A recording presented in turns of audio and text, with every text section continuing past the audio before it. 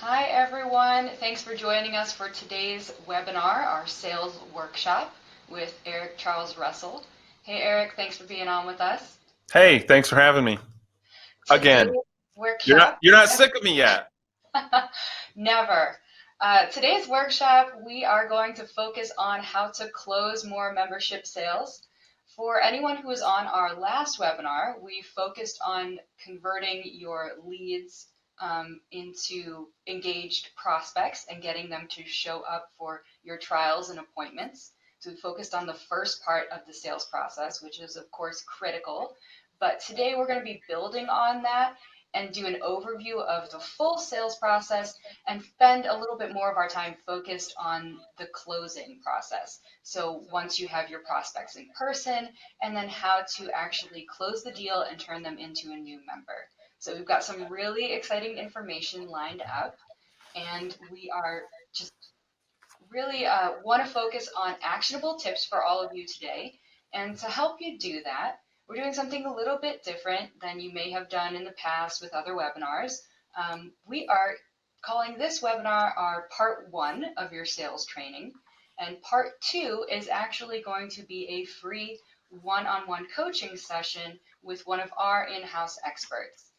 We have a team of sales, marketing, and client success representatives who are all trained in Eric's process and various marketing and customer service strategies. So what we want to do with you is review what you learned, hear from you any takeaways you got from today's training, and then help you put it into action. Plus, Eric has helped us out with a couple of bonus materials to help you do all of this as well. So we will have some sales scripts for you, which are fantastic. They go through all different closing scenarios, which Eric will touch on today.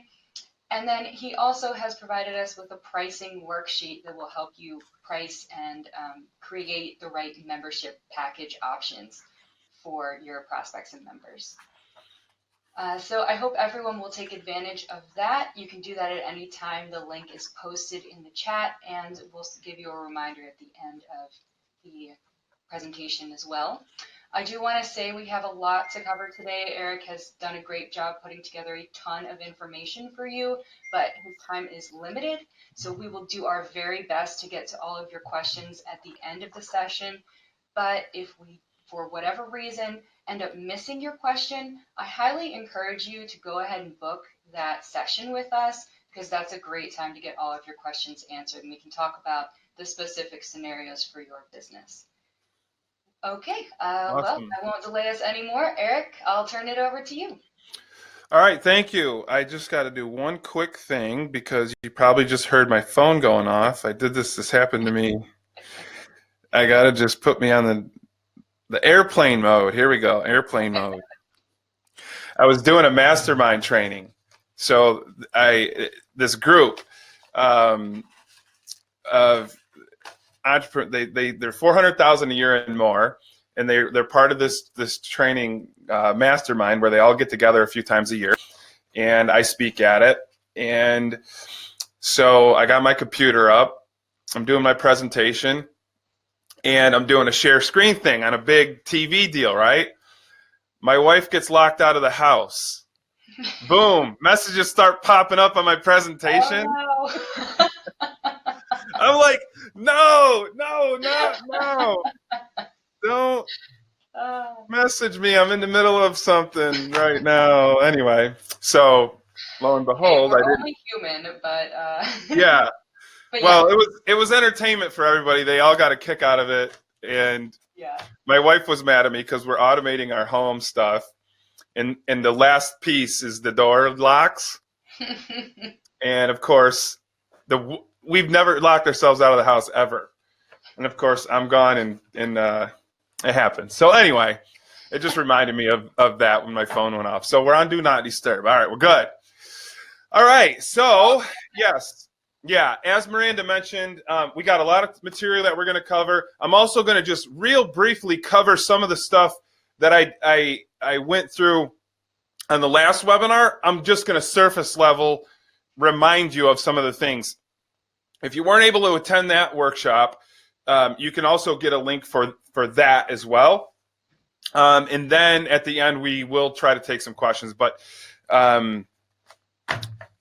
put those in at any time. So we'll try to get to those if we can get to them at the end. Okay, so what I'm going to do is I'm going to pull up my presentation here. Let's see, how do I got to hit start. Hitting the start button, that usually helps. Okay, boom. There's me, look at that. All right, so today, what I'm going to do is I'm going to give you the entire process with the focus on the closing sales portion of it. How to present your memberships, how to handle the objections up front. But net, what I'm going to share with you today is really a membership sales process that anybody can master. It's truly a revolutionary process to our industry. And it's basically because it doesn't involve any kind of pressure selling. It's not hardball sales tactics that we're utilizing for this.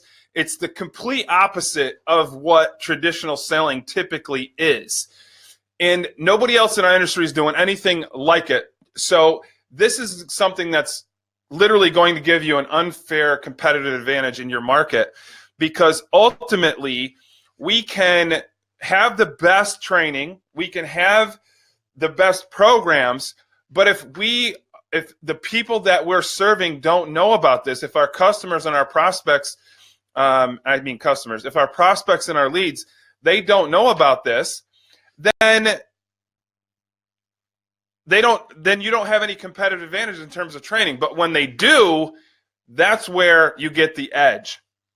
And the reason why this does well, and the reason why clients do well, is because it's been tested and it works. That is the bottom line. If it didn't work, obviously, people like these customers, clients, and students of mine would not be using the process. They wouldn't be training on it.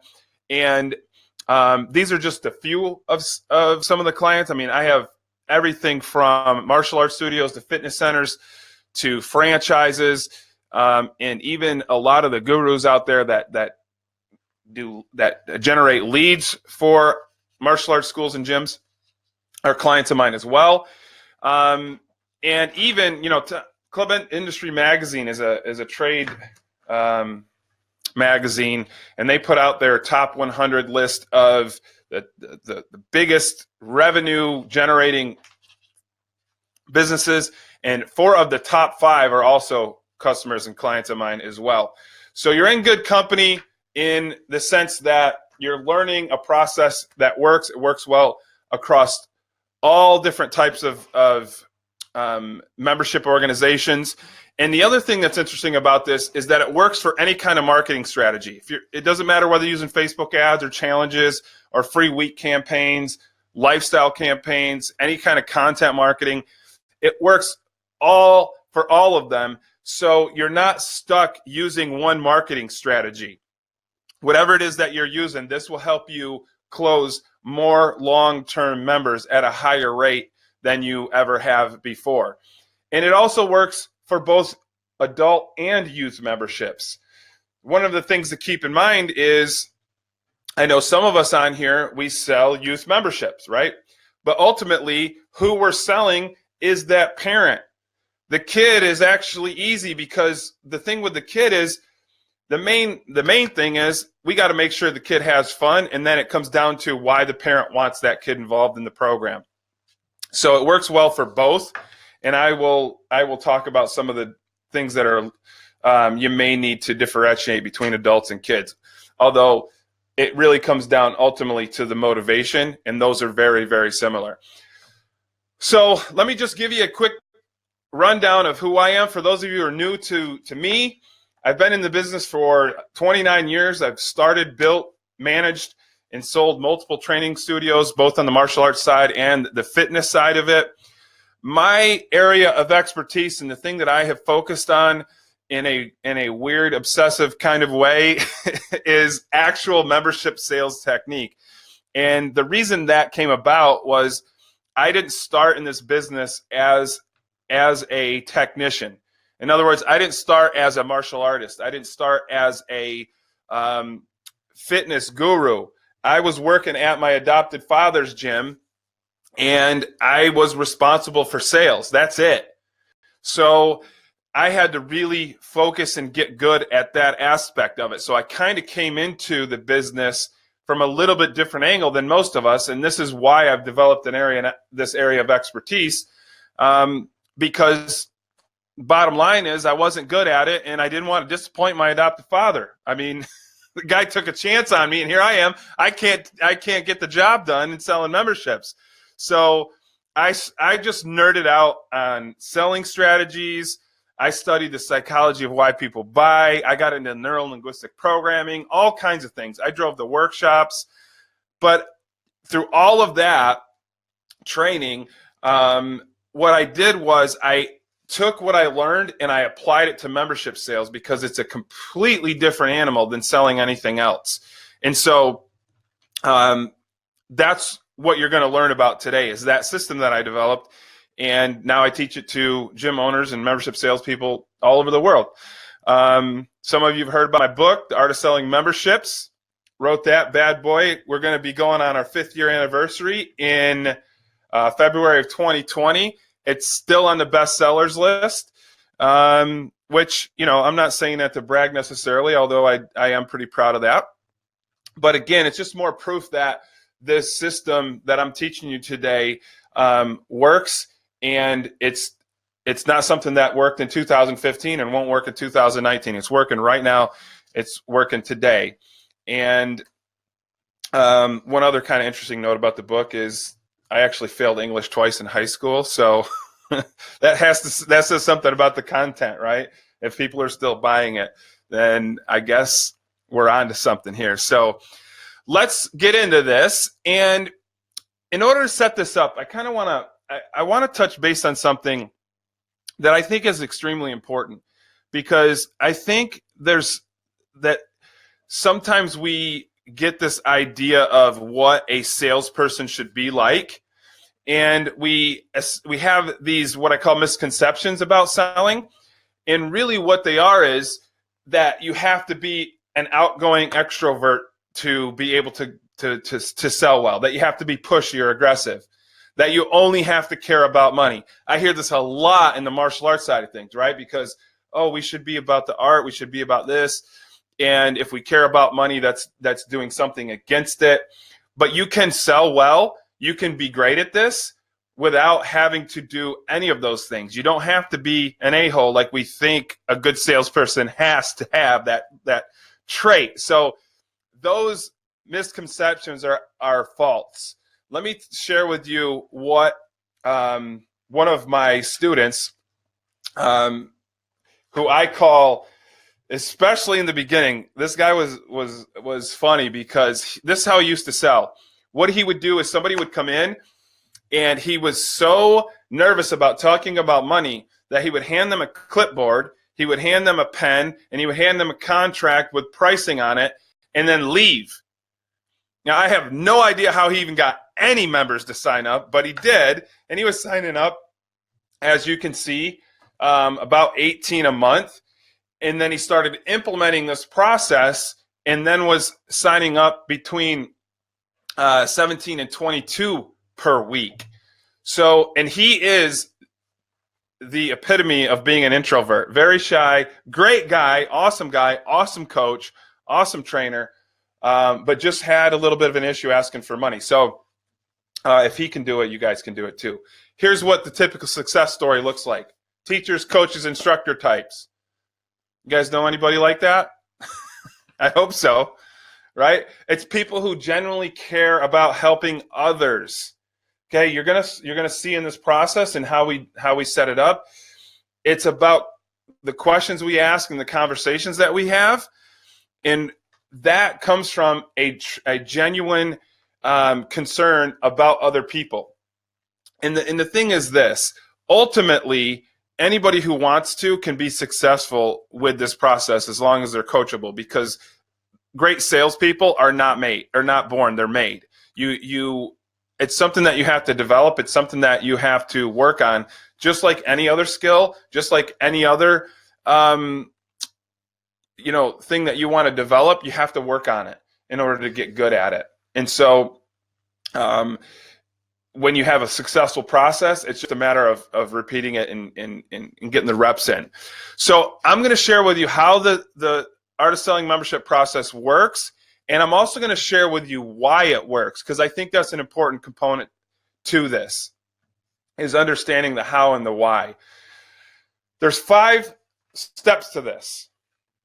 Okay? The one that we covered in the last workshop was how to turn all of our leads into an opportunity. I'm going to do a quick overview and reminder of that. And then we're going to get into 2, 3, 4, and 5 today. We're going to spend the majority of our focus on the pre-workout interview and then recommendations that close sales. So 2 and 4 is really what we're going to spend the most time on today, although I'm going to give you the information for each step. So step 1 is turning every lead into an opportunity. Step 2 is doing that pre-workout interview, because that helps eliminate the objections. Step 3 is conducting a workout that sells, or doing an intro that sells. That is the point of that intro. So I'm going to talk to you about some tips with that. Although most of us on this workshop do great at that part, so I'm not going to get into to changing your whole system as far as that's concerned. I'm just going to give you a couple things that'll really supercharge that sales process while you're doing the workout. Then we're going to talk about recommendations that close sales. Key word here is recommendations. Okay, a lot of times we look at it and we go, oh, well, I don't want to sell.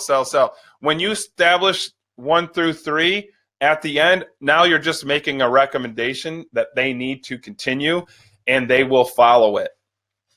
All right, and then the 5th one is overcoming sales obstacles that are getting in the way. I'm going to give you a framework for that, so it literally does not even matter what it is.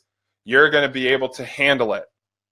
So let's overview the step 1 thing, and that is turning every lead into an opportunity. I call this my 3 BFs.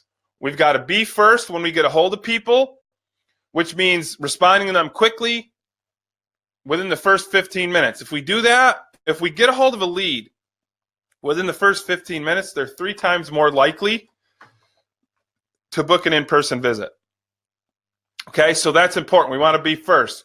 Our follow-up plan, be frequent. 3 calls.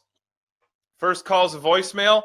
The second 2 attempts, I'm trying to reach out to them and catch them live. I'm not leaving a voicemail 3 times a day.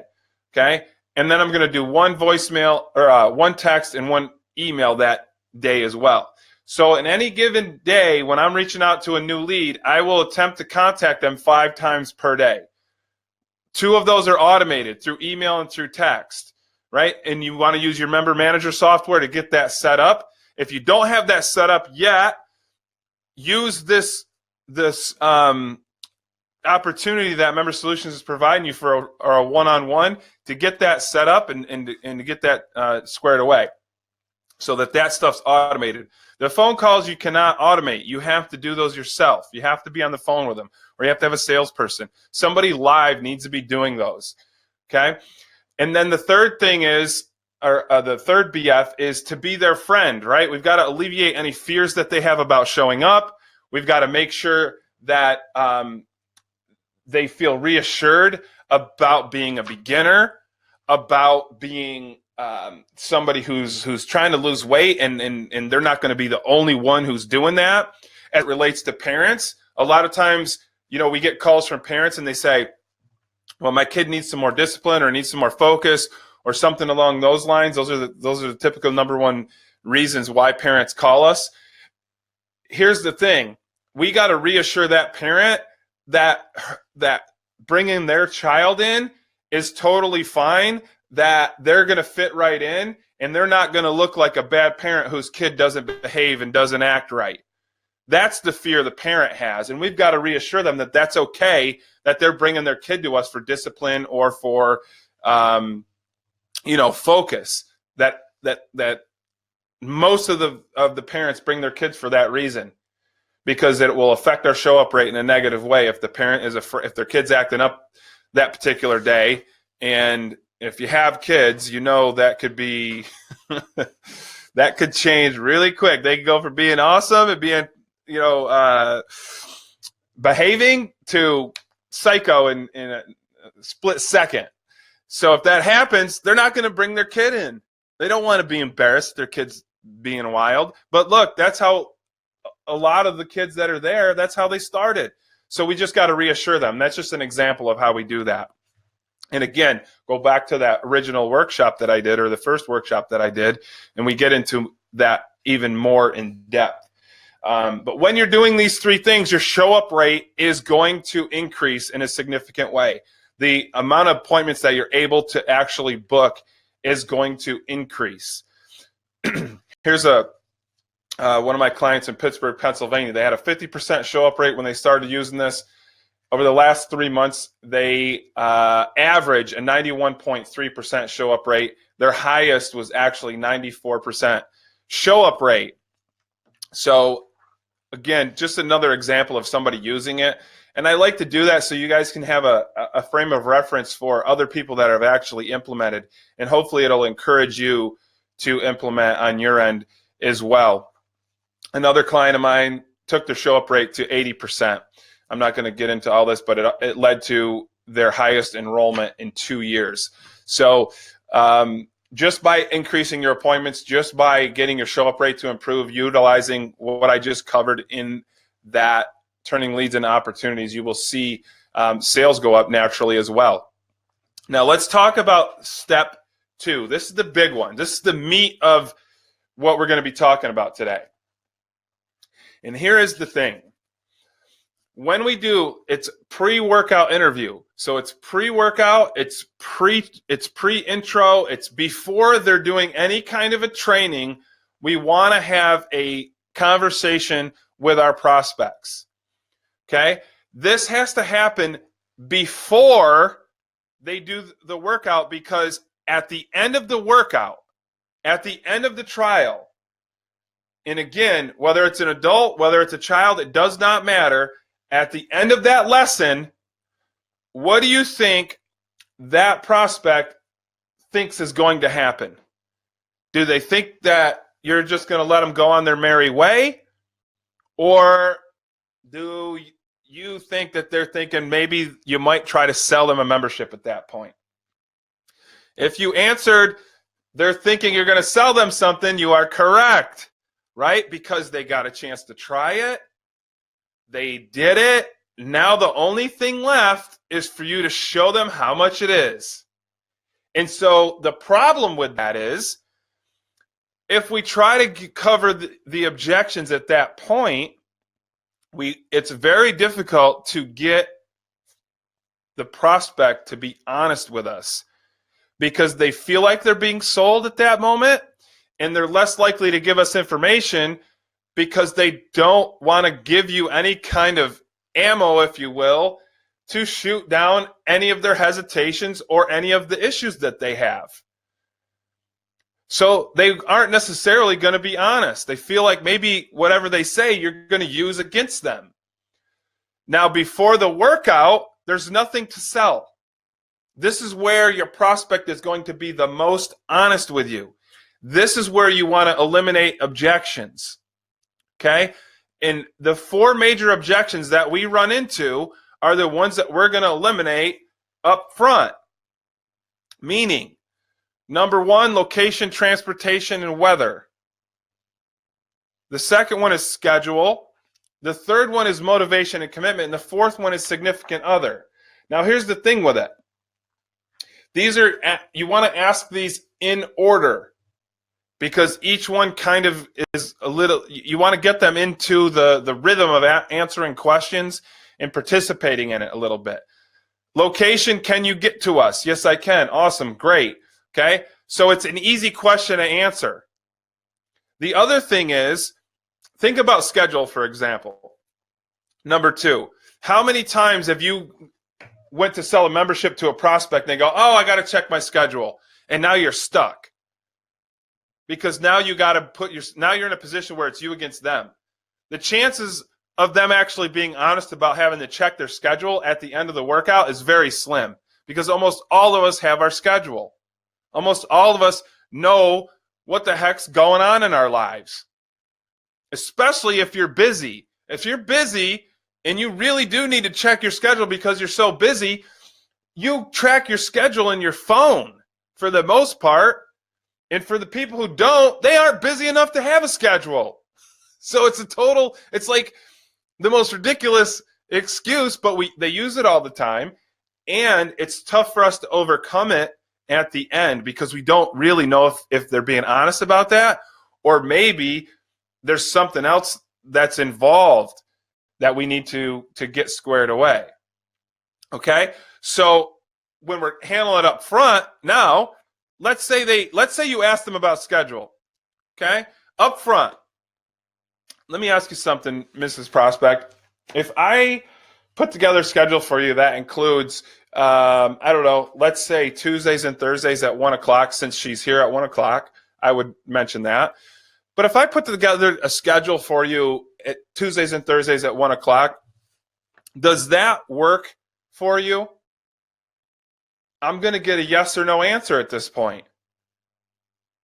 Now, if they say to me, well, I'm not sure, I have to check my schedule, I actually have leverage in this situation, because I can say to them, okay, great. Well, please check your schedule so we can figure out if I can actually put a program together for you. And they figure it out. If you do this at the end when there's money on the table and you say, okay, Mrs. Prospect, well, let's try to figure this out. They say, oh, I can't right now. I got to go home and cook dinner. They got a million excuses why they can't sit down with you. They don't have those excuses in the beginning. And the chance of them being honest about schedule is higher now, because you don't know whether it's a money thing, it's a commitment thing. You don't know what it is. Okay? So by handling this up front, you're getting the prospect to actually sell you on the idea of getting that figured out, right? We got to get this figured out, so tell me what works for you. Because how can you put a program together for somebody when you don't know their schedule? How can you do that? You don't know when they're available. You don't know what's going on. You got to get that squared away. Okay, so it's an easy one to square away in the beginning, but it's a difficult one to overcome if you don't at the end. Okay, so it's very simple. The first two, I'm just asking point blank. Location. Are we conveniently located for you to be able to get to us? And the reason why I put weather and transportation in there is because number one's all about them being able to get to you. Okay, where I live in North Country of Northern New York, it gets crazy snow here. So I will address that. Okay, great. So we're located convenient for you, but let's say it's snowing out. Let's say the weather's crazy. Are you still going to get to us? Is it still going to work for you? Yes, it is. Okay, great. Now, here's the thing also. You want to make sure you're writing down their answers. Writing them down. You're not putting them in your computer. You can put them in your computer later. But right now, you want to make sure you're writing down their answers. One, when you write it down, it's now a committed answer. Very, very few people can back out on a commitment unless they're psychologically messed up. Or they're pathological liars. And even those people, when it's committed, they stick to it, right? They're busted in a lie, and they'll stick to that lie because they're committed to it. So writing down their answer is important because it commits them to that answer. And it makes it very, very unlikely that they're going to go back on it. The other thing is that it shows that you actually care about what they're saying, okay? And then the other piece of this is, if there's ever any kind of an issue with them quitting or not showing up, I can go back to my sheet where I wrote this stuff down, and I can have a conversation with that prospect, and I don't have to remember it. It's just there on paper. And then the other thing, you could put it in your computer later on, which is fine, but I don't suggest that you actually start typing out their answers into a computer, because I actually did this and it was freaking people out. where they were like, what the heck are you doing, man? Putting everything I say in a computer, like, I'm doing some kind of CIA operation or something on them. I don't know. But it just started weirding people out. So I went back to the paper, and it works awesome. But you want to take notes of everything that they are saying, okay? So very important aspect to that when you're going over and you're doing this pre-workout interview, okay? So we got location squared away. We got the schedule squared away, right? Let me just review schedule because I think I backed up real quick. Schedule is just, if I could put a schedule together for you that is this time and this time, whatever, if they're showing up on a Tuesday, then I want to do a Tuesday, Thursday, or if it's an everyday workout, then every day at this time, whatever it is. If I could put something like that together for you, does that make sense in your schedule? And does that work? Yes, it does. I can move on. Write down schedule works. The other thing I want you to know on this is that you have to have a definite answer. If the prospect says to you, I think I can do that, or that seems like it might work, that will come up again at the end and you did not clear it. It has to be a definite. If they say to you, I think that'll work, well, ma'am, here's the thing. I want to make sure that it definitely will work, because I want to put a program together for you. And if that schedule, if there's any iffiness to it, or there's some areas of it that might not work, let's get them on the table. So is Tuesday, Thursday, is that a doable schedule for you? Or is there something about Tuesday that doesn't work, something about Thursday that doesn't? What is it? I can get it on the table. Okay, but I got to have a definite. Same thing with location, same thing with all of them. I got to have a definite yes that they can move forward. Otherwise, it's going to bite you on the backside at the end when you're talking money. Okay, another thing, just as a reminder, I know some people have jumped on to the workshop as we're moving forward here, and I want to make sure that you didn't miss it. All of the scripts that I'm going over right now, you're going to be provided those at the end of the workshop. By booking the link, the person that you get with will have the scripts for you, and they will give them to you so that you have them at the end. So you don't have to worry about writing down and going crazy trying to write everything down that I'm saying. I know I'm talking pretty quick, and I'm moving at a fast pace. That's so that you can get all of the information and you have all of it. And there's a lot of material that I'm covering, but we're going to provide all those scripts for you as well. So I don't want you stressing out over that part of it. Okay, now let's talk about the third issue, motivation and commitment. Okay, I see a lot of different types of setups where people try to get their prospects committed, where they try to get them to purchase a membership based on time, based on all kinds of different things. Well, if you buy a 3-month membership, it's going to be more money than if you buy a 12-month. And the bottom line is, what is the point of a 3-month membership anyway? Nobody should be doing it. That comes down to motivation and commitment. And this is where we're clearing that objection. When people get uneasy or nervous about being with you for a year, it's because we didn't square that motivation and commitment away in the beginning. And if we don't do it in the beginning, you're really not going to get it at the end, because this goes a little deeper than just a simple answer of what they're looking to get out of the program. So the motivation and commitment is based around what their goal is. For example, most adults come to us because they want to get in shape and lose weight. Doesn't matter whether you're doing martial arts or fitness. That's the number one reason why people come to us or the number one goal why people come to us is to lose weight and get in shape. Okay? So that's part of what we're going to cover here for those people is what is around losing weight and getting in shape. What does it mean? Parents, on the other hand, they might want their kid to be more active or something along those lines, but the number one reason parents come to us is for focus and discipline. Okay? And the motivation and the reason behind that is a little bit different than the motivation and the reasons behind somebody who comes in and wanting to get in shape. But how we get it on the table is the same.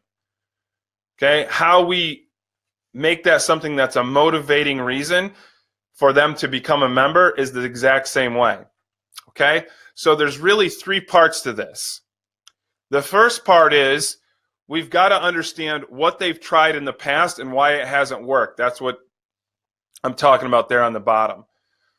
We've got to find out what they've tried in the past and why it hasn't worked. The reason why this is important is because whatever they've failed at in the past is going to be something that now is part of our relationship. Okay? They've tried to work out in the past, they've tried to lose weight in the past, and they failed at it. Whatever that issue was, you now have to deal with. I call it the negative baggage, right? And if you've ever been in more than one relationship in life, then you probably have dealt with this personally as well. I remember I had a girlfriend one time, and I'm texting somebody, new girlfriend, and I'm texting somebody on my phone, and she goes, "Hey, whoa, who you texting?" And I'm like, what do you mean, who am I texting? What's it matter, right? Like, stop being weird. She's like, "No, who are you texting?" So I'm like, "I'm texting my dad." "Let me see." I'm like, "What? You kidding me right now?" I show her my phone, and I'm texting my dad, right? The thing is, it's not that she didn't trust me, even though she didn't. What happened in her previous relationship created this idea of her not trusting me, right? So I had to demonstrate that I'm trustworthy, okay? And, it was a little weird. Then when I got I found the GPS on my car, I was really starting to get nervous. It's like, whoa, I'm just kidding. There wasn't a GPS. And now that we're married, it's all good. So she'd kill me if I ever. I got to make sure we block her from all my workshops and webinars. But this is my bottom line. I'm kind of making a light of this idea, and the idea is that when people come to us, we have to deal with whatever past issues that they had. So in the case of somebody wanting to lose weight and get in shape, why didn't it work for them? Well, it didn't work for them because they didn't know what they were doing. So they were showing up, and this is them explaining it. So why didn't it work for you? Well, I was showing up at the place, and I just didn't know if I'm doing the workouts, but I don't know if I'm doing the right workout. I don't know if I'm doing them in the right way. And then I just kind of lost motivation for it because I didn't know if I was doing it right, and I wasn't really seeing the results. That's the negative baggage you got to work with now. And here's the thing. We can help them. The program that we suggest to them has to address that issue. So we've got to point out to them and let them know that hey, here's the thing. When you show up here, you're not going to have to know what to do. Because every time you show up, there's going to be a coach. If in fact this is the program. Every time you show up, there's going to be a coach. And that coach is not only going to give you the workout routine, but they're also going to help you do it. They're going to give you pointers on how to do it effectively so that when you're working out, you're getting the results that you came here for.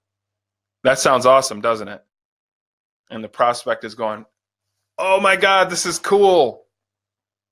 Right? Because you're addressing a past issue. Okay? And then if they've got multiple issues, I get them all on the table. What else have you tried and why hasn't it worked? Okay, so that's the first part of the motivation. That is the reason why at the end you will have a prospect say to you, "Well, I just need to think about it." The biggest reason of why they need to think about it is because they have a reference for a mistake that they've made in the past, and they don't want to make it all over again. Okay, this is a very important thing to get understood about our prospects and about why they buy and why they'll hesitate. And if you address them, the hesitation goes away for the most part. Okay, I'm still going to show you what happens at the end and how to deal with it at the end if they still say they need to think about it. But when you do this, for the most part, it's gone because you addressed their biggest issue. When I start showing my phone to that crazy girlfriend, right, she starts to trust me a little bit more because what I say is reality. I'm texting my dad. Here's the dad, da-da-da-da. Okay? Same idea. Once we get that cleared, now there's two parts to their goals that we have to address here. The first is what they want out of this goal. We call it they're moving towards goal. And the second part is what they don't want. They're moving away from. And typically what they don't want is the stronger motivator, and it's what's happening presently for the most part. So again, somebody who's interested in losing weight, okay? They're interested in losing weight, but what is it about losing weight that they think is going to be so great? And this is the question that we're asking them. Let's say you lost the weight, Mrs. Prospect. Let's say you're now 20 to 30 pounds lighter. How does that do anything positive for you? Who cares? Like, why is that something that is so important to you? And then they start to explain it. Okay, and again, we're writing down their answers. So it might be because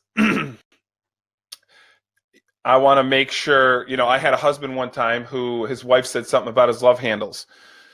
Just kind of offhanded mentioned it. She was joking, but there was truth in it, right? And she mentioned something about it, and that was one of the things that was important to him. He wanted to lose that weight because he wanted his wife to look at him in a way where she didn't see those love handles and she saw this sexy hunk of a man. All right? So that's the moving towards. That's the positive. Like another example, I was talking about parents and kids. They want their kid to focus. Why? What is going to come from their kid being focused? Net, maybe they're going to do better in school. Okay, awesome. What happens if they do better in school? You're going to look like an amazing parent, right? But they want their kid to be focused so that they do better in school, they have better opportunities, and ultimately they're a better parent for it. Okay? That's the moving towards. It's usually something that's in the future. The negative part of it is where they're at now. So what's happening right now? Why is being 20 to 30 pounds overweight not working for you? Why does it suck? Why? And you can use, I'm just giving you variations of all the different ways you can ask this question. And again, as we're going through this with prospects, we're going to have some leeway with it based on who's in front of us. Okay? I wouldn't necessarily say, why does that suck to everybody? But I might be able to get away with it with certain prospects compared to other ones. Okay, so what is the negative though? Why is it something that bothers them? Why does it bother you that your child isn't doing well in school? Why does it bother you that they aren't focused or they aren't disciplined? What's the issue with it? Why is that such a big deal? How is that affecting your life in a negative way? Okay, we need to get that. When we have both sides of those, the positive, what we're going to get out of it, and the negative that we're going to avoid, now we've hit the motivation and commitment. Losing 20 to 30 pounds, being disciplined and focused means nothing. There's no meaning to it. What's behind it is the reason of why they will become a member. And when you nail those, almost everything else is irrelevant. Money's irrelevant. Schedule's irrelevant. People will make changes to get what they want. Okay? And what they want is not to lose 20 to 30 pounds. What they want is what comes from that. The positive is what they're hoping to attain, and the negative is what they want to avoid. And most of us, like I said, will do more to avoid that negative scenario and to get out of that negative scenario than we will to reach for something positive. So that's an important to note that, so that it's in your sales process that you're hitting both of those. Just doing one of those does have a good effect on your sales. Doing both of them, slam dunk. And then we eliminate hesitation. We eliminate the think about it excuse by going over what they've tried in the past and why it hasn't worked.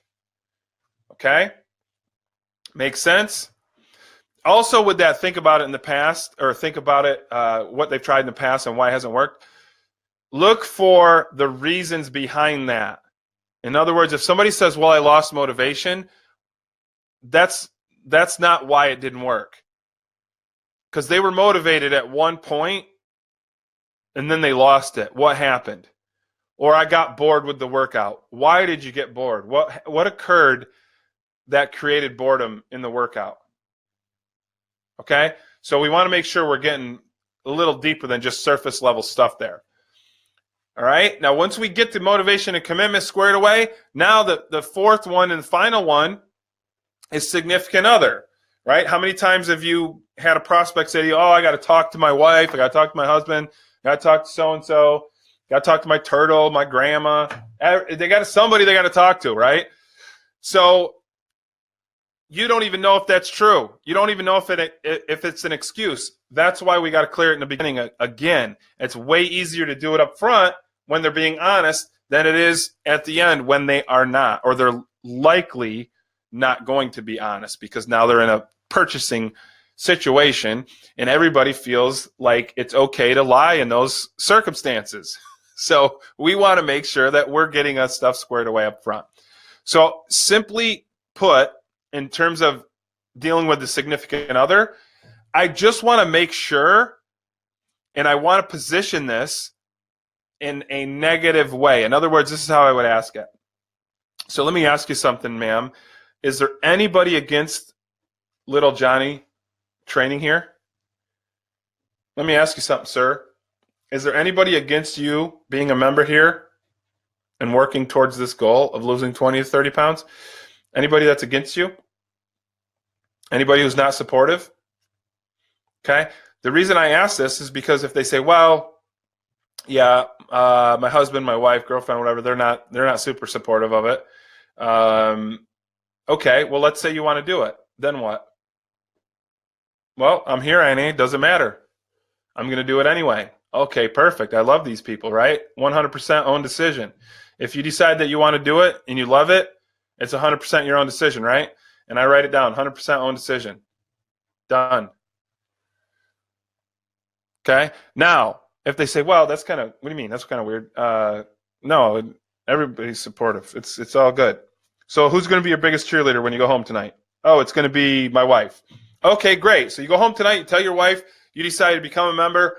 Bang, bang, bing. She's going to go in the closet, break out the old cheerleading outfit, put it on, do the pom-pom dance, the whole nine. Yeah, totally, man. She's the reason I came, so for sure. All right, great. So if you decide you want to do it, it's 100% your own decision, and I write it down. Okay? Now I got them cleared. I don't have to worry about those coming up at the end. And those are the four biggies that we run into. And if you clear all these up front, the chance of them coming back up at the end goes down so significantly you almost never hear them ever again. What you're doing is now you're narrowing down what is going to happen at the end. You're not going to hear schedule. You're not going to hear significant other. You're not going to hear motivation commitment for the most part. Okay, and when I say most part, I'm talking 99% of the time. It's already done deal. You got it squared away. Okay, so that's how we're doing that pre-workout interview. And how long does it take? 10 minutes if you're good. If you're brand new to it, 15, 20 minutes. Okay? So when you start implementing that and the objections go away, now it's just a natural thing to kind of move forward and get your for them to get a membership. Like my man here, David, California. Okay? Record-breaking months using the process. He has a boxing club, multiple boxing clubs out there that he started implementing this in. Okay, and you can too. Now let's talk about conducting the workout that sells. There's a couple things with this. Really, because most of us on here have this dialed in, have this aspect of it dialed in. Not gonna, like I said, I'm not gonna get too in depth on it. We just want to make sure we're keeping it relevant to why they're there. If they're there to lose weight, we want to make sure we're doing workouts that are based around them losing weight. If they're there for discipline or for focus, we want to make sure we're doing things that can demonstrate how we can help with the discipline and the focus, okay? So those are important aspects to that. And then we want to make sure that it's fun. It has to be fun. You're not trying to go crazy and show them all the great things that you can do and you just want the prospect to have as much fun as possible for that workout, because that's going to be a big factor in whether they decide to continue on. And then the last piece of this is at the end, I want to make sure that the trainer, if it's somebody different, acknowledges that the prospect is going to be a great member. So in other words, I asked the prospect, what'd you think of the workout? Oh, I loved it. It was great. I asked the trainer, how'd they do? Oh, they did awesome. It was a little bit of a challenge for them, but they're going to make a great member. I want my coaches and trainers to say that. It gives a little boost of confidence to the prospect, and that person's the guru. They're now saying they're going to be a great member.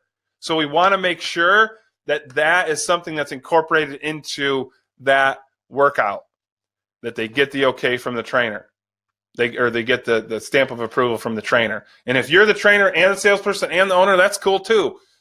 You just do the same thing. I know that was a little bit of a challenge, but you're going to make a great member, okay? And that's it as far as the workout that sells. Now, let's talk about making recommendations. Because at this point, we cleared all the objections up front.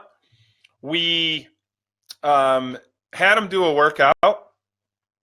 We asked them if they loved it. They said yes. Now we want to ask permission to sell a membership. Now here's the thing. You can do a free trial. That's like a week. That's a month. It's whatever. It doesn't matter. I'm going to sell them on day one. The reason why you're able to do this, because you're asking their permission to do it. This is what differentiates a bait and switch where somebody doesn't offer. Well, that's just totally illegal anyway, where you switch out the offer. But this is where you take your offer and you, instead of waiting till the end to sell them a membership, you're selling it to them right now on the first day when they're the most excited, they're the most enthusiastic. That's when we want to sell it. And we want to make sure we're getting permission to do that. And how we do it is we've already got past the point where we asked them if they loved it. They said they did. The trainer said they're going to be a great member. Okay, awesome. So, Mrs. Prospect, quick question for you. If I can show you a membership option that's affordable and that fits into your budget, and I know you have a free week, so what I'm going to do is I'm actually going to take that free week and I'm going to include that into your membership. Okay? So you're still going to get your free week, but if I can show you an option that's affordable and fits in your budget, would you want to take advantage of it right now? I'm asking permission.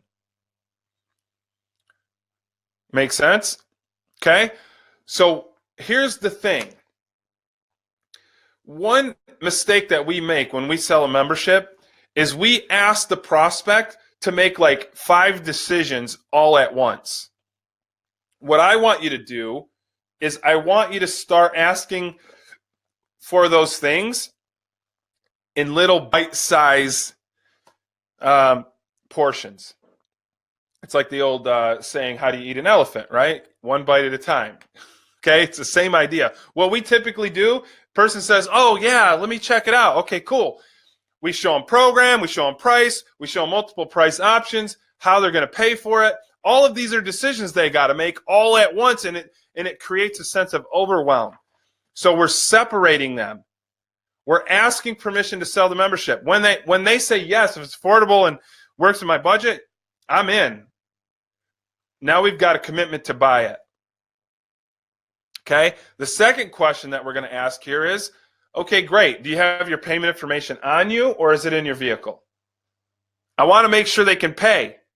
And here's the thing. Most of them have brought it with them.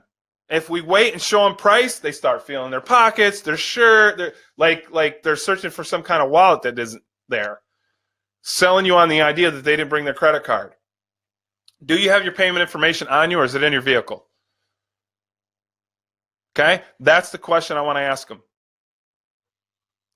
Once they get it, now they've made a psychological commitment to purchase. Okay? 1, they're going to buy. 2, they're making a commitment to actually purchase by getting their payment information. Okay? This is before I'm showing them program. Say, oh, well, it's in my car. I'll go grab it. Or it's in my bag. I'll go grab it. Right? One of the two. I'll go check it out. Go get it and meet me in the office. Okay? So we get permission to sell them a membership, and then we ask to make sure that they have the payment information on them. Now we can actually show them a program. I don't want to do any of those things before I know they're committed to buy and they have their payment information on them.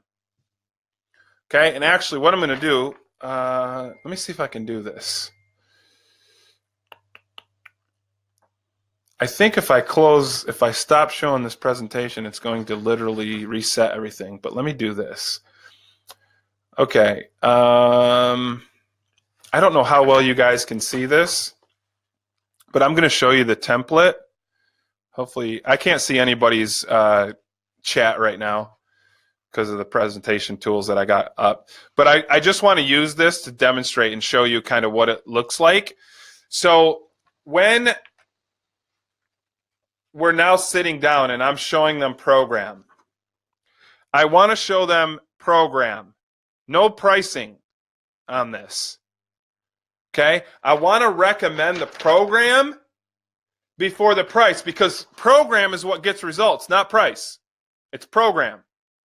So I want them agreeing to program first. And I make the best recommendation. I recommend my best program. So I want to have the benefits of my program, what it entails. I will relay that to them and then ask them. Now, this is the third decision they have to make, is the program. Again, bite size. Now it's just a matter right now, is this the right program? Do you think I hit the nail on the head in terms of program? Am I on the same page with you? Yes, you are. That looks great. Awesome. Now I got a commitment to program. Okay? Now, if you get somebody that goes, well, depends on how much it is. Well, obviously, it's got to be affordable. It's got to fit in your budget. But first and foremost, we got to get the right program. Okay? That's why I'm asking you about this and why I'm recommending this one. And the key is you've got to say why you recommend it. You've got to give them the reason of why you're recommending it. If you don't give them the reason, they're going to think that you're just showing them the most expensive thing that you have. So give them the reason why you're recommending it. It might be the most expensive one you have. That's okay. But you've got to give them the reason why you're showing them this. And it's not because you want to drive a Ferrari. That's not going to work. Okay? So you got to show them that. Now, once they agree to that, now we can show price. Okay? And there's 3 aspects to the price. I want to show the price of the total program. Okay? Total program. I want to show them the program is $1,778. And I'm just using a random number here. It's not that you have to actually use that number. I want to show you that the program is $1,778. Because a lot of times we show them how much it is to get started. And that's the big number. Now, when you show them the program is $1,778, and all you have to do is a initial payment of $249, now that $249, which was previously your big number, is now a small portion of what they have to pay. That's why I want to break it down that way, and then it's just 11 monthly installments of $139. Okay, so here's the thing. I show them the total program price. I show them that they can, instead of paying the whole thing, most of our members don't pay the whole thing all in one shot. So what we allow you to do is to pay that over the course of the program, which is 12 months. So your initial payment is just $249, and then it's 11 monthly installments of $139 or whatever your payment is. Okay? Now here's the other thing. See where I have plus a 9.8% service charge? That's a key thing to have in there. When I switched over and started using Member Solutions for my billing, my cost for that service went up because I was just doing a normal everyday processing thing. It was like 3%. And when I switched over to Member Solutions, it was like 5.5% or something like that. Might even have been 5%, which is significant when you have 1,200 members, right? I mean, that's a lot of money. And so I was like, I'm not going to pay that. I'm going to pass that on.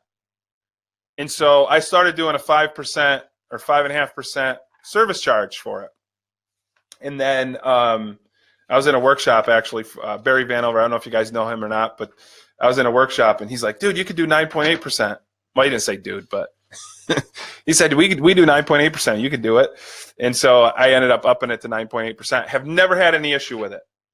Okay? And this is the thing. I went from having no service on those accounts. All my team had to handle my delinquents. They had to handle expired credit cards. They had to handle all of that stuff in-house, costing me money to do that, costing me time to do that. And I went from that to having nobody on staff handle it, plus I was charging for it. So it was actually a profit center for me now. And so when you get together with your one-on-one with your Member Solutions person, ask them how to make that work. How do you make your billing a profit center? Because you can, and it doesn't affect your sales in a negative way. And the other thing is, think about it, for every $100 that you're processing, right now, you're taking that cost to it's hitting your pocket. So let's say you have 3% processing, you're only putting $97 in your bank account. Okay? But if you're doing it this way, for every $100 that you charge for a membership, you're actually putting like $105 in the bank account. You're putting in more because you're more profitable. So ask about that, how to make that work. Okay, that's an important kind of thing. But that's a template for it. Now, we get the agreement on that. How do you want to pay? Okay, so is that affordable? Does that work for you? Yes, it does. Okay, great. Then how would you like to pay? Credit card? Okay, awesome. Get their credit card. Now, once I have the credit card, this is where I'm going to present the paid in full option. Okay, once I have the credit card in hand, do not present it before you have the paid in full. I got to have a commitment on monthly before I'm doing a paid in full option. And here's how I do it. If I can show you a way to save $439 on that same membership, would you be interested in it? Everybody says yes, because they just agreed to the dang membership anyway. Right? So they all say yes to this. Okay, great. So let me explain to you how this works. We have what's called a paid in full option. Okay? We do a cash discount, which is $289, plus you're going to save another $150 in service charges. Grand total, you're going to save $439 on this same membership with a one-time single payment of just $14.99. Would you like to do that? Okay? Now, the reason why I present those separately is because if they say no, or if they say I need to think about it, I still have my monthly membership. I've already got a commitment to it. Okay? So that's why I present them separately. I don't want to present them both at the same time. I don't have payment info, and then they go, well, let me think about it. Now you don't know whether to do monthly, and you also get all super excited. Oh, I know I got a paid in full coming, so you let them go, and now you got neither one. Okay, so again, each one's like a little bite-sized portion to get to the ultimate commitment for our program. Okay, and again, get with your member solutions person. They'll give you the templates for this and how it works and all that good stuff. Okay, that's how we're presenting it. Now, I know there may be some questions about, well, what if this happens? What if that happens? Get those, any of those kind of questions, get those answered with your member solutions person. I can't get into every single little detail today, but if you have those questions, we will get them answered. I don't know where we're at in terms of the chat part of it, but we're just about to wrap up. All right, so here's a client of mine who actually raised their membership prices and got less price objections. This kind of blew the guy's mind. But he wasn't selling it properly at first, and he was having trouble. He was charging $79 a month. He went to $129 for this particular program and was actually getting less price objections. So the final piece to this is how to overcome any sales obstacles that we are running into. Okay? Now, with this, the thing is, most prospects aren't going to give it up. They just say, well, I got to think about it. Okay? So I want to share with you what I call the good decision, bad decision close. First and foremost, whenever there's ever an obstacle, what we want to do is we want to make sure that we're on the same page and that we agree with them. So I need to think about it, prospect says. Okay, great. That's awesome. Actually, think about it's a smart thing to do, right? You want to think about it because you want to make a good decision here. Absolutely. And this prospect's just thinking, this has to be the worst salesperson in the world, right? And here's the thing. If they think you're a bad salesperson in the sense of you're not slimy, you're not using hardball tactics, that's a good thing. But you want to make a good decision, right? That's why you want to think about it. Yes, that's it. Exactly. Okay, awesome. So let me ask you something real quick.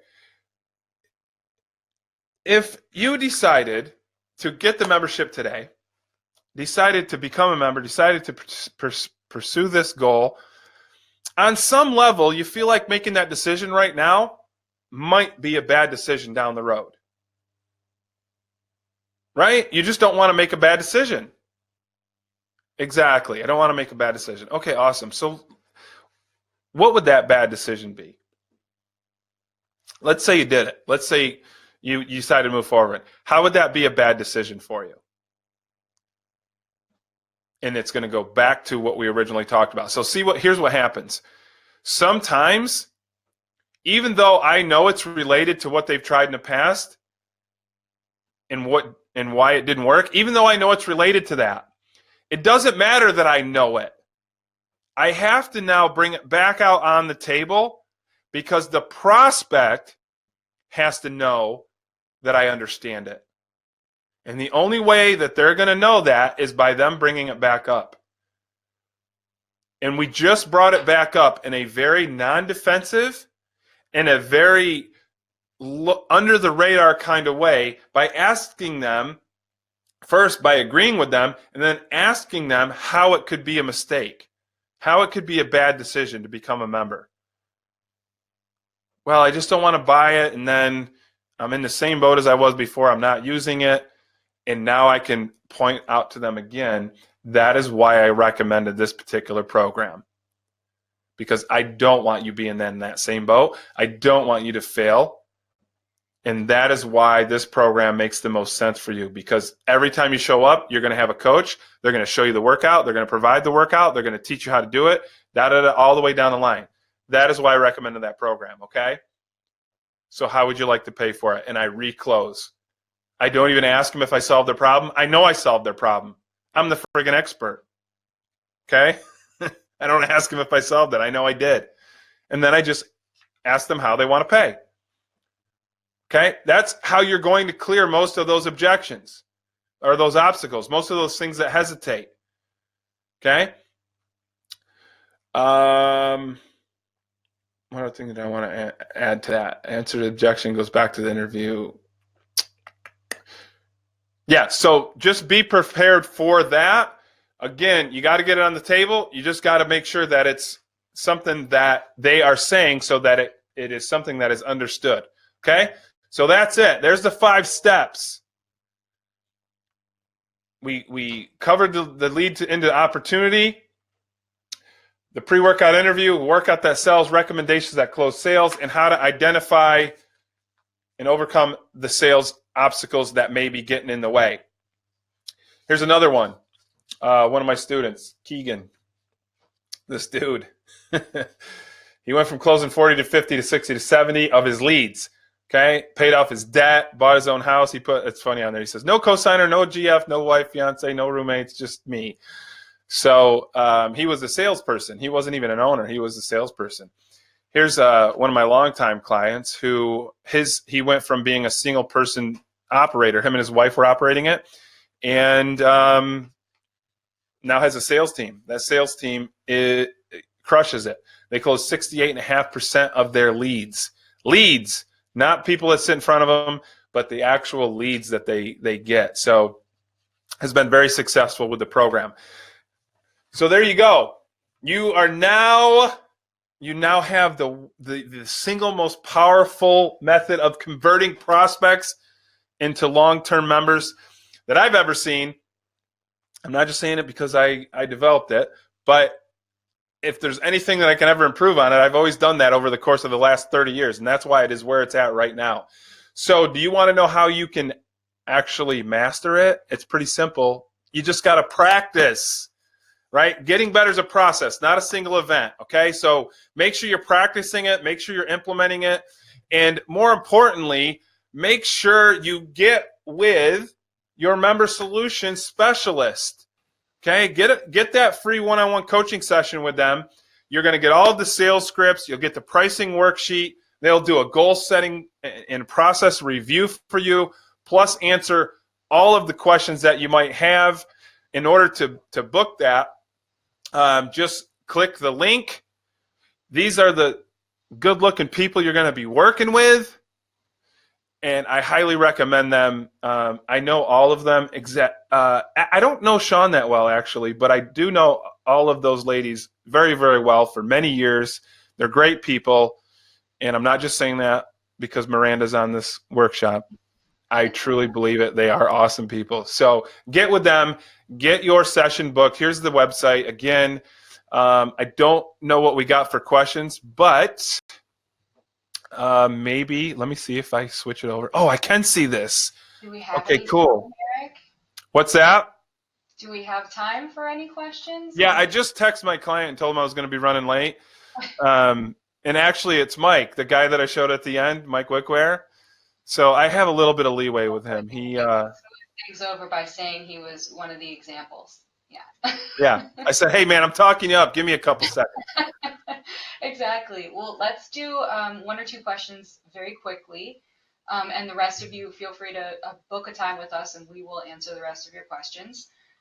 So one from Brian that I noticed was, I think this goes back to where you are doing the interview and trying to find out about their motivations. So Brian asked, what do you do when prospects give you a half-hearted response to some of those questions? So one of the reasons why we tend to get a half-hearted response is because we haven't done the setup very well. And when we start doing the setup better in terms of getting the question, getting them trained to basically answer our questions, they tend to open up a little bit more. The other thing is we want to also make sure that we are building rapport throughout our process. The process itself helps build rapport, but we also have to do some other things to do that. Okay, I could give an entire workshop on developing rapport. There's all kinds of ways. It's your mannerisms. It's conversations about maybe what they're wearing. Okay, so all kinds of stuff like, maybe they're a football fan or so, or you see them wearing a Pittsburgh Steelers shirt or something. Okay, I'm going to have an amazing conversation with a Pittsburgh Steelers fan because I happen to be one. And if I'm not, maybe I can pick on them because they're so terrible right now. Right? But I can have and I have a story behind it. I was born on Super Bowl Sunday. They won the Super Bowl. That's why they're my favorite team. Okay? Pretty cool. But we can get a conversation going and build some rapport prior to that. And that's what I'm looking for when I do that. Okay? So I want to get some rapport going. That's going to help open them up. And then when it's all said and done, here's another thing, and you got to use this carefully. If somebody's not opening up to me, I will tell them that, look, in order to be able to help you be successful, we've got to get to the bottom line of why you weren't successful before and why it's important to you now. So if you don't even know or you're not willing to answer it, it's going to be very difficult for me to help you be successful. Right. And it tends to kind of be like, oh, man, I'm in the principal's office right now. Better answer these questions, right? Okay?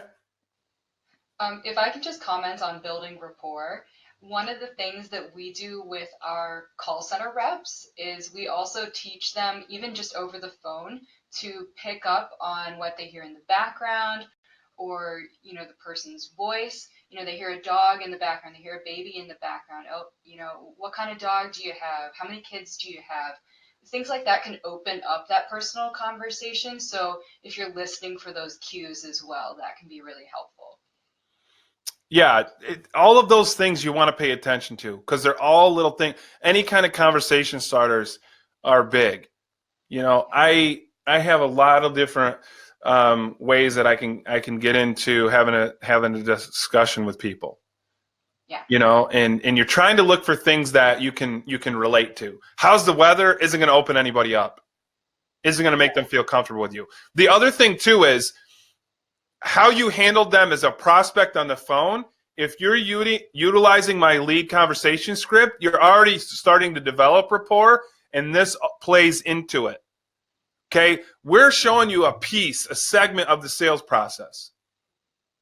Okay, if you take one little piece and you're not applying everything else, it's not as effective.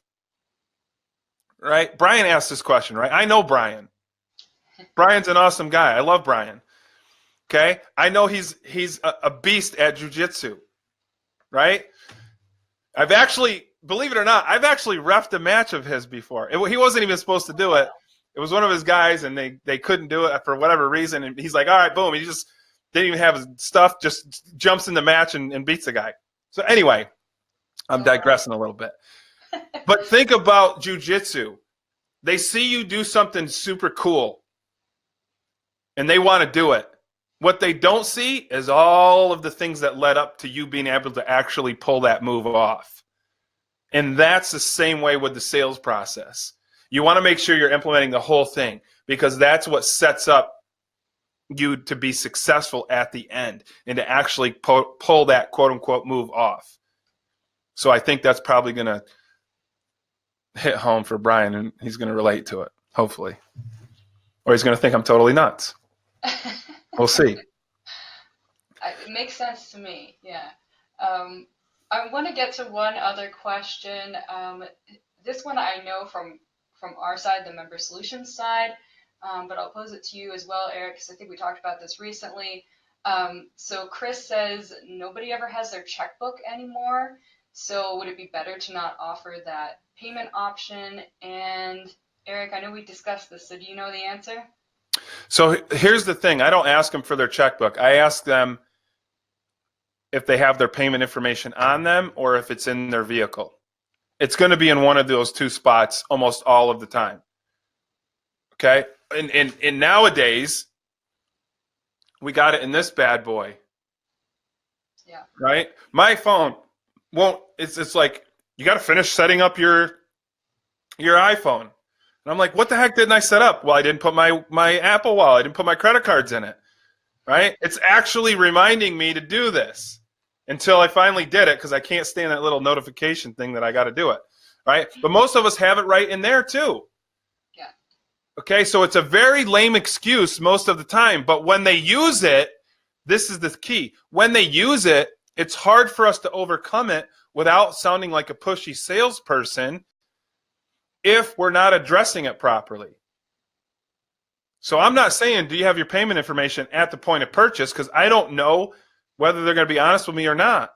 Most of the time, if they're hesitating to buy, they'll use that as an excuse. Okay? Yeah. And just to address the checkbook specifically, I know that at least for Member Solutions, we offer that as a billing option, and we often encourage our clients to use direct bank information and EFT as opposed to credit cards to save you some of that processing. But one of the easiest ways to do that, you can ask for their banking information directly and just put that right into either your software or your contract that you're sending over. So you don't have to have a voided check. We don't require that. I would be surprised to learn that anyone does anymore. And you can actually get bank routing information online. That's public information. So if that's something that comes up a lot that people have to look it up for you, you could even, get yourself a list of that so your sales guys have it readily. And then all the person needs to do is look up their specific account number with their bank, and then you're ready to go. So it's a lot easier than it used to be, actually. Yeah, I remember when I first started with Member Solutions, you had to have a voided check, right? But now it's 2019, quite a few years later. But there still are companies out there that do require the voided check thing. And just look, if that's you, do your one-on-one, get there, get it switched over, and get it handled, and make money on this process. I'm telling you, that's one of the biggest mind blowers, is that you can actually use the processing as a profit center for your business, and you're not going to see it negatively impact your sales. Okay, so definitely be utilizing that. If you're not, it's just a way better option, a way better way to handle it. What else we got? I got like 8 more minutes. Okay, let's see. Okay, so this is from Logan. We have a lot of people reach out via email and Facebook. And the third or fourth question will be, how much is it monthly? We want to understand how important it is we want them to understand how important it is to show them first, but how do you get around this without getting them in the door first? What wording do you use? Okay, so the scripts that you're going to send over, or that you're going to get from your one-on-one session here, addresses this specifically with the wording. So you literally are going to copy and paste this, but I'm going to answer it also. First and foremost is, whenever we're going back and forth on messaging, we only want to use that to get them on the phone. You do not want to sit there and answer questions all day long on that thing and go back and forth with them all day long, okay, or the course of multiple days, okay? And it's funny because I did my membership sales boot camp. For those of you that don't know, I have a day-long workshop that's literally 8 hours of intense, like what we just did, but 8 hours of it just drilling it and getting it down. It's called the Membership Sales Boot Camp. I just did it in Toronto, and this same exact scenario came up, question from somebody there. And I said, okay. He goes, I got it right here. I go, okay, here's what I want you to do. Does it in live time, got the person's phone number and the best time to call them, just like that. And that's ultimately what you want to do. And here's how you do it. First and foremost, you let them know that you'd love to give them a price. So if it comes out of the gates and that's the first question, I'd love to give you a price. The price ultimately depends on what program you end up choosing. So let's see if we can narrow this down. Are you a beginner, or have you ever trained before? And then I let them answer. Beginner is what most people are going to say, or whatever it might be, right? I'm a beginner. Okay, great. Now, this is where the technique comes into play. I dump a bunch of questions on them.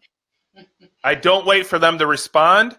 I want to make it seem like getting on the phone with me is actually easier than going back and forth on Messenger or text or email. So I'm going to say, okay, great. Well, you have nothing to worry about. We're very beginner friendly, so you don't got to worry about that. Here's the thing. What are you looking to get out of it? Like what's the goal you're looking to accomplish? And what's your schedule like right now? Are you working days or nights? And this is where it starts to get crazy for them. Like, oh my God, I got to type all this stuff. Typing is harder than talking, but prospects will sell us on the idea that it's not. I want to text. I do better texting. No, you don't. You do better talking. We like talking, okay?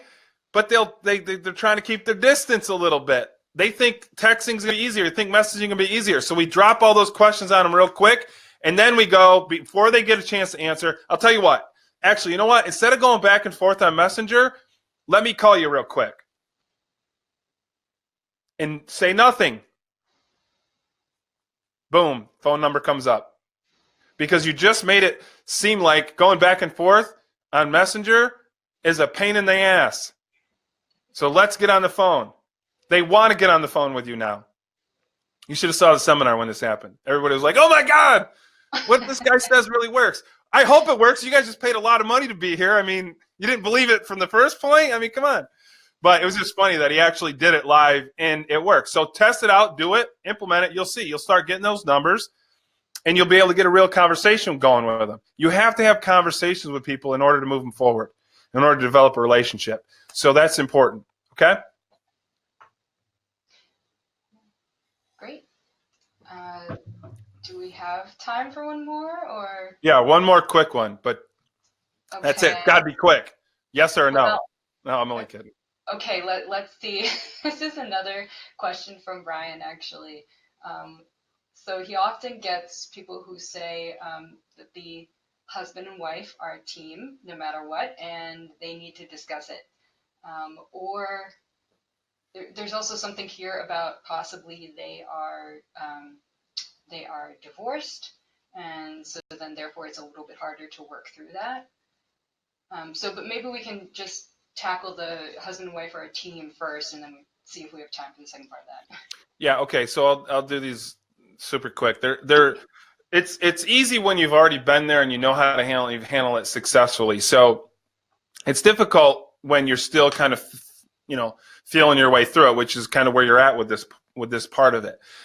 So I only make decisions with my husband or wife. Let's say we cleared it. Let's say the wife is totally supportive. They said that. They support it 100%. Then at the end, they go, well, they do support it, but it's still a little bit more. So that's why I got to talk to them. They bend it a little bit, right? Because here's the thing. You talk to your husband or wife, boyfriend, girlfriend, or whatever, and you say, hey, I'm thinking about doing this. And you know they're supportive of it because you've already went over that. Almost always cost comes in the conversation. It's not like they're going, oh, I have no idea. Cost didn't come up. Price didn't come up. So typically they did have a discussion about it, but that's besides the point. It's just something for you to understand that did occur. Here's the thing. The reason why they got to talk to their husband is the same reason they need to think about it. It's the same excuse. It's the same excuse I need to think about it. I don't make decisions on the spot. I got to talk to my husband and wife. It's all about they don't want to make a dumb decision. They don't want to make a mistake. They are afraid that if they go home and they tell, their wife that I decided to do this, that the wife's going to go, are you kidding me? You spent money on that, right? And so we use the same type of setup that I used at the end, the good decision, bad decision close, right? You want to talk to your husband? Okay, awesome. I totally understand that. I'm married myself, or whatever. If you can't use that, don't. But, I understand talking to your husband's a smart thing to do, right? You want to make sure that when you go home tonight, your husband's going to go, that was a great decision. So let's talk about why he would say it's not. If you went home tonight and you told your husband that you're a member here and he's supportive of you doing it because you mentioned that earlier, but why would he be upset with you about getting this membership right now? And now I'm going to have something to address that's on the table. If it's money, I'm not going to get into a whole money thing, but basically you want to sell the difference of the two. Not actually what they're paying, but the difference of what won't get them in trouble and what will. What's the difference? $30? Okay. Is there a husband on the planet who's dumb enough to give their wife problems over $30 a month? Come on. It's craziness. When you put it on the table like that, they also see how ridiculous it is. That's just one way to handle the money thing. But the bottom line is you got to get the real reason. And you use the good decision, bad decision close that I demonstrated at the end, and I just demonstrated right now, to get the real reason on the table so that I can have a discussion about it. Okay? So that's how you're going to handle it when they put that against you. And the same thing, real quick, with the adversarial relationship thing, where they're divorced and someone's going to be paying for it, and this person's going to pay half, that person's going to pay whatever. I just point blank eliminate that. Let me ask you something. Okay, you're divorced from your husband, and they're going to pay half of it. Let's say they don't. Is this program still worth it for you to do it, even if they say no? Because now we can sell the program. They think it's worth it, but they got to get the payment from the husband or the wife or whoever the other party is. And if it's worth it to them, even if that parent doesn't do it, now they can move forward. You gave them the permission almost. Okay? And trying to get money out of another parent, I've been there. Not it's easy. I'm a salesman and it ain't even easy. Kidding me? Come on. That's the hardest sale in the world. Okay? So I just eliminate it. If, let's say the parent isn't going to do it, isn't going to chip in, isn't going to do anything, this program is still worth it for your child to be involved in it. And if they do contribute, that's only a bonus. That's not a yes or that's not a if or a yes or a no. It's we're doing it anyway, and then sell the parent on getting it and chipping in later. All right? Okay. Awesome. Thank you, Eric. I know that we did miss a couple of questions in here, so if you haven't already, feel free to book that session with us. I'm just posting another link right now, or reposting that same link right now, membersolutions.com/closing. That's just the easiest way to get in touch with us because you'll have direct access to our calendar and can book a time with us. So we'll be sure to get to all of your questions if we miss them, go through any more detail, anything that's specific to your business that you had questions about, as well as we'll give you those sales scripts and a packages and pricing worksheet, which is what Eric was showing you, the worksheets that he was holding up earlier, and we'll talk through all of those with you. And yes, a replay will be available. I think someone asked that at some point. So we will be getting that out to everyone shortly after we're finished here. And we hope to hear from all of you soon. We really hope that this has been helpful to you and that these are things that you can walk away with and start doing right away today to make an impact in your business. And as always, Eric, thank you so much for sharing your expertise with all of us. Thank you. It was a lot of fun. Thanks for the questions, everybody. Thanks for participation. It was a good time. Book your time. Book your one-on-one. Get your questions answered. Implement the things we're talking about, and you will see successful results come from it. Awesome. Thanks, everyone. We'll see you next time. Bye. Bye.